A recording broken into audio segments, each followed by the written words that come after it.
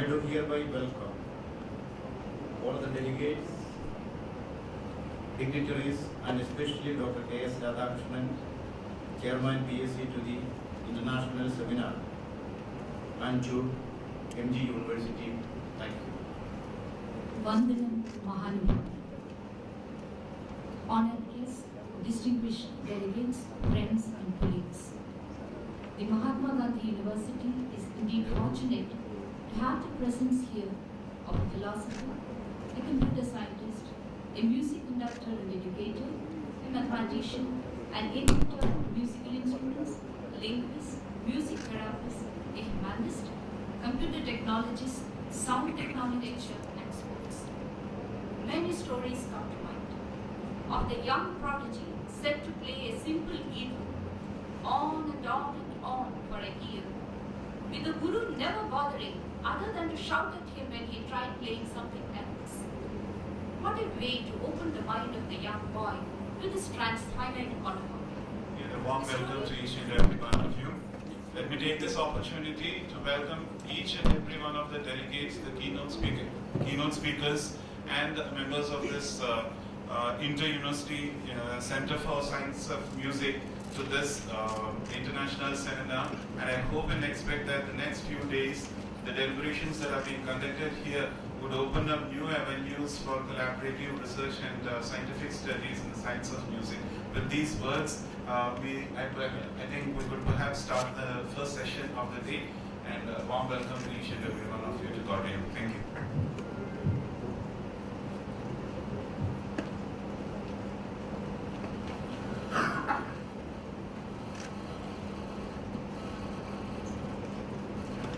Respected dignitaries on the dais, and chairperson is speaker, and the academic community who have gathered here to interact with one another and to contribute to this great academic effort. At the outset, let me express my sincere thanks and gratitude for having invited me to take part in an international seminar organized by the MGU University, that too on science of music. And I congratulate the Vice Chancellor and his team for organizing such a seminar, first of its kind, at least in Kerala. I don't know whether such a seminar has ever been conducted anywhere in India, but I am sure that first of its kind in Kerala. And that too, you have taken pains to organize and to invite great personalities in science and music here to take part in the discussions. Let me confess that I am neither a scientist nor a musician. But the director of the seminar finally included the Resigas, but unfortunately I am not a Resiga. Then you can definitely ask a question, then why are you here to address us? But philosophy is my cup of tea. And I have undergone some training in Indian aesthetics. So my paper is on the Indian aesthetics, especially on the Natya Shastra. You know, Bharata is the author, is believed, whether he has ever lived or not, that's not the point of discussion here, but there is a text named Natya Shastra. And that Natya Shastra defines Natya or work of art of any type, either of music or of painting or literature, whatever it may be.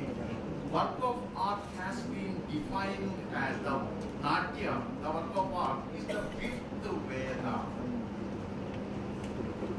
You know, we have a tradition of Vedic literature. And Vedas are meant for the attainment of moksha. Moksha is the Parama Purushartha, or the ultimate aim of according to Indian tradition. The ultimate aim, the ultimate destination of the humankind. That is the place where one can go. That is the state of experience that one can have in his life. That is what is meant by moksha. And there are 4 Vedas, Rika, Yaju, Sama and Atharva. And in tune with his universe, with his music. So, music can be applied not on human beings alone, but it is applicable to non-human beings like plant kingdom, animal kingdom, and even inanimate objects. So I think that music can be experienced by a piece of dust. But we do not know whether a piece of dust enjoys music or not. Just because of the fact that you do not know whether a piece of dust enjoys music or not, you cannot say that a piece of dust never enjoys it. You have to really converse that. I do not know.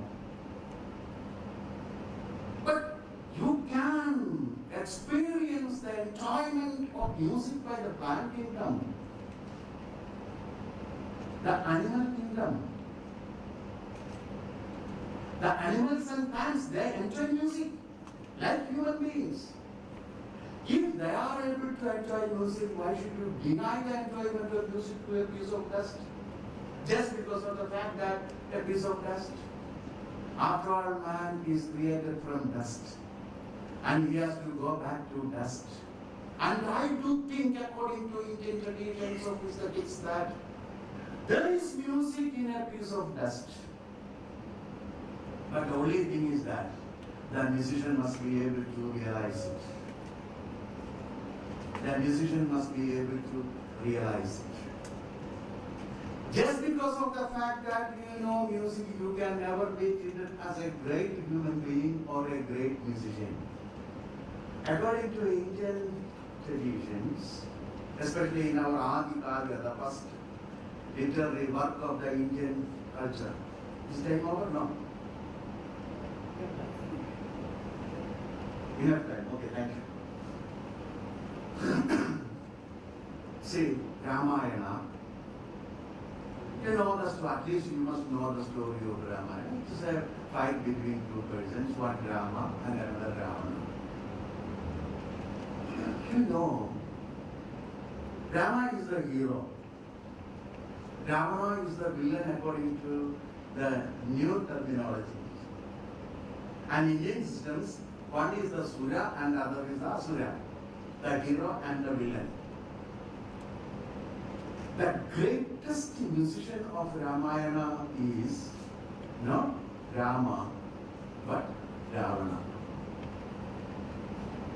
Was a greatest musician, a great dancer, a poet, a warrior, a wealthy man. And in the caste system, he belongs to the upper caste Brahmin.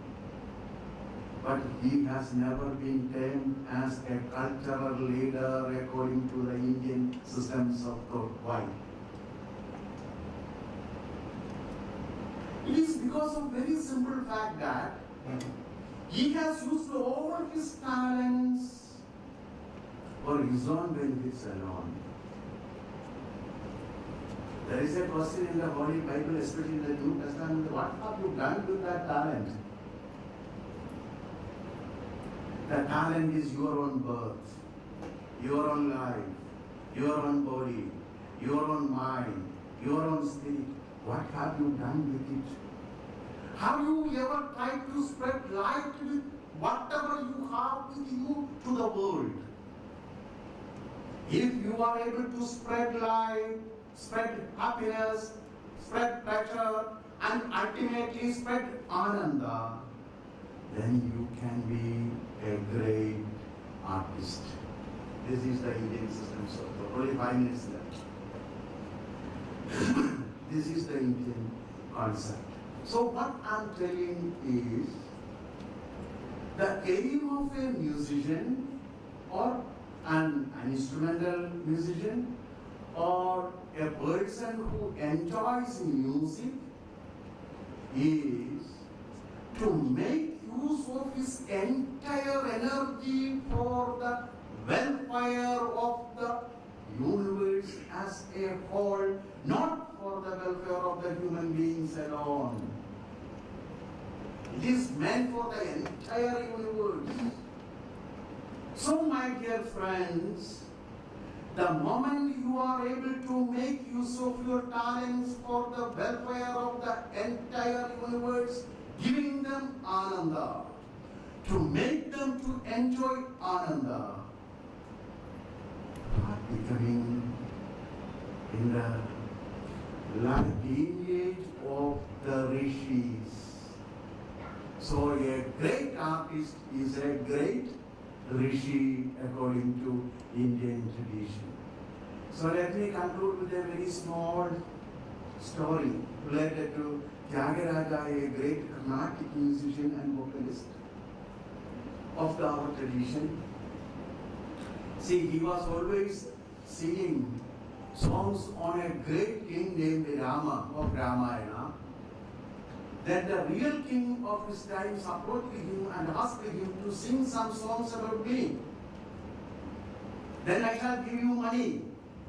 Immediately he wrote a poem, Niti Chala Sukhama, whether I would be able to enjoy Ananda if I am getting the wealth. So, dear friends, the real wealth that can be aimed at by every musician is, according to Indian system, is the enjoyment of Ananda. Such a state of experience is termed as Swara Samadhi. But all the sounds are getting sublated by the silence. So the sounds in Indian music is used as a ladder or a tool to enjoy silence.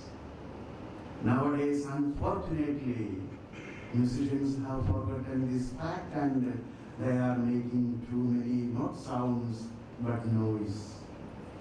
So let this be an opportunity to think it over. Thank you very much for giving me a very patient hearing.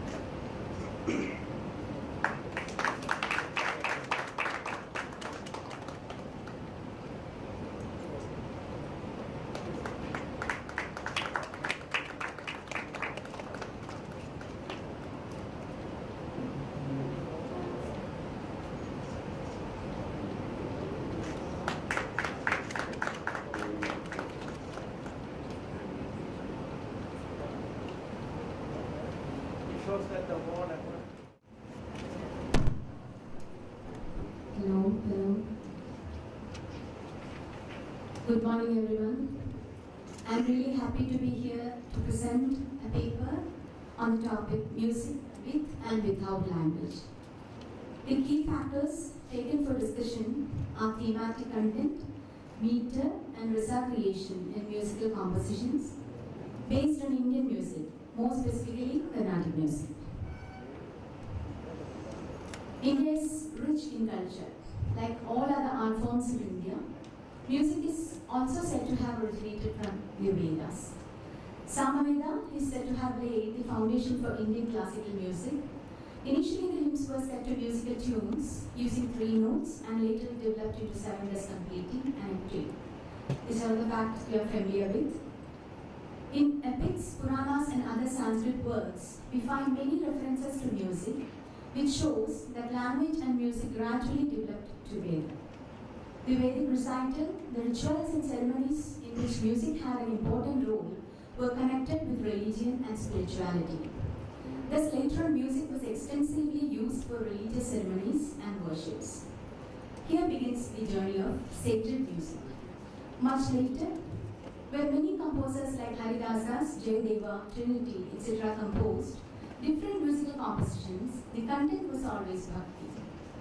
They portrayed the different facets of bhakti, like Nirguna Savana aspects, Ninda Stuti, Navavidha Bhakti, Jivatma Paramatma relationship, etc., to portray their devotion towards God. Here, language played an important role.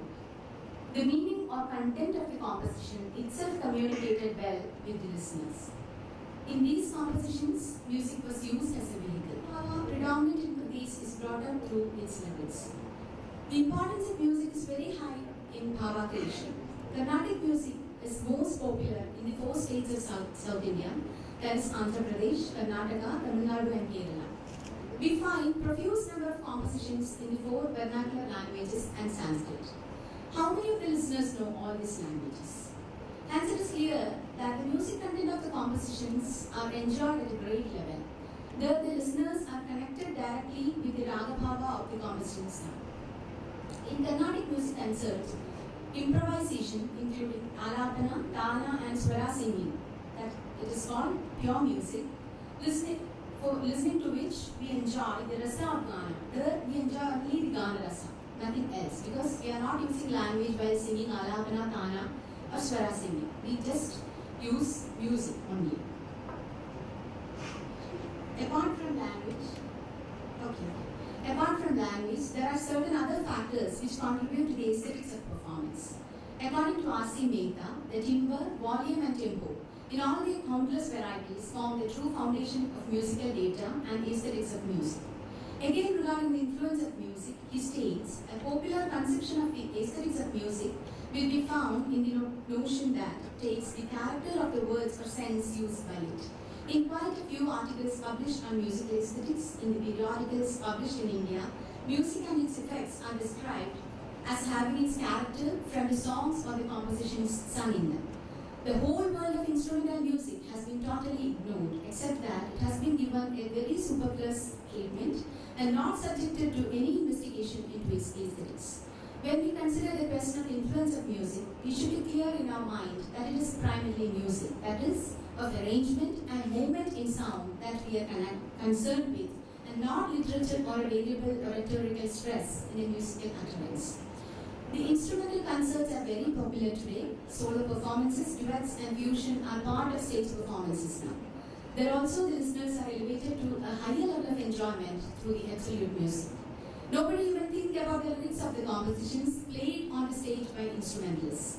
The absolute music is very powerful. It can connect to all and convey all emotions too. All the above factors shows the importance of lyrics and music in a composition, though at times music supersedes the other. Through a close analysis, it is found that language is one among the key factors which help in defining the actual feel of the composition.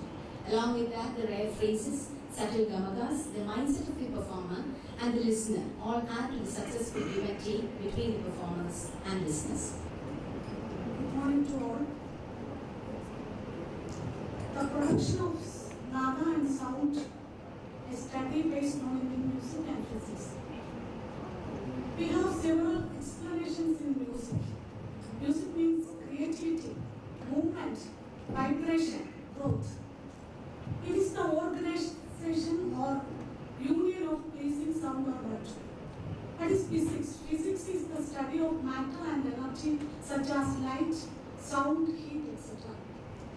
Physics and music are interrelated, and this study, sound is the main factor.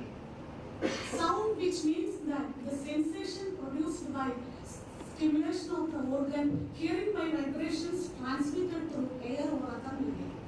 Any auditory effect or audible vibrational disturbance is sound. From Indian viewpoint, the universe itself is a product of sound.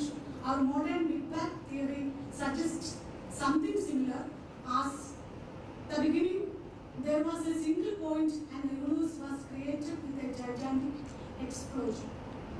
Almost all our earlier thoughts from Vedas, Upanishad, Puranas emphasize this point, and the production of sound in humans. Due to the force exerted by the exhaled air, the vocal folds start to vibrate the smack air. This smack creates a small compression of the air molecules and travel from there are sound waves. When it reaches the human ears, it vibrates the eardrum at the same frequency as that of the vocal folds and creates a sensation. Production of sound in musical instruments. In wind instruments, the vibrations come from air passing over a mouthpiece or from lips bursting into mouthpiece. In stringed instruments, the vibration derives from striking a string, while in percussion instruments, the vibration arises from striking a surface made of leather or metal. We thank the MGU University for this opportunity to demonstrate this instrument. This is the first time in the world that I'm demonstrating this particular version of this instrument. And every time I demonstrate something, it changes. I have no special motivation in designing this instrument other than to have fun. My primary occupation is as an electronics engineer, so there's no fun in life for me to be tinkering with electronics as a hobby. So this is an entirely acoustic musical instrument. I like acoustic sound, pure sound, and a large number of parts were cobbled together from Home Depot and Lowe's. These are home superstores in the United States, and Amazon and the machine shop and whatever else I can. So I lead a dual life. I spend part of the time in the United States and part of the time in Chennai. So I carry this back and forth, clashing with the TSA and everybody else along the way. It's seen many damages and stuff, but life goes on. So the primary motivation for me to design this instrument is to make a continuous pitch flute. So why continuous pitch flute? I'm going to start with I have some sort of a training in an instrument called the Chitra Veena, which is a sliding string instrument from the great world-renowned maestro Sri Ravi Kiran. And I have some background playing the bamboo flute, the regular Indian flute. So there are limitations in both, and I'm going to try to see how I'm going to try to demonstrate how I overcame the limitations of one on this, but it comes with its own problems. So I don't have a coherent presentation because the material is too dense, and I don't think in terms of presentations. So we're going to do this a little ad hoc and then leave it for questions. There'll be more playing, less talking, I hope. So here goes. I'm going to start